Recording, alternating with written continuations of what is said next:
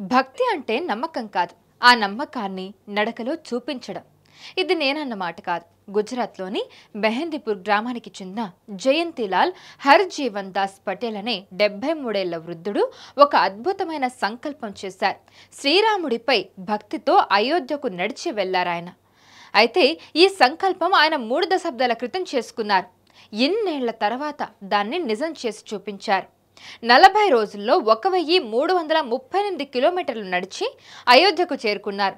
రోజుకు సుమారు 35 కిలోమీటర్లు నడుస్తూ గుడులు, పార్కుల్లో రాత్రులు నిద్రపోయేవారు. 1990లో ఎల్కే అద్వానీ చేపట్టిన సోమనాథ్ అయోధ్య రథయాత్రలో పాల్గొనేటప్పుడు ఈ సంకల్పం ఆయన మనసులో పుట్టింది. ఇప్పుడు 73 ఏళ్ల వయసులో అదే సంకల్పాన్ని ఆయన సాకారం చేసుకున్నారు. ఇది కేవలం యాత్ర కాదు, భక్తి, పట్టుదల, విశ్వాసం కలిగిన ఒక ప్రేరణాత్మక ప్రయాణం. భక్తి నిజమైతే దారి ఎంత దూరమైనా మనం సులువుగా చేరుకోవచ్చు. ఈ అంశం దీనికి ఉదాహరణగా నిలుస్తుంది.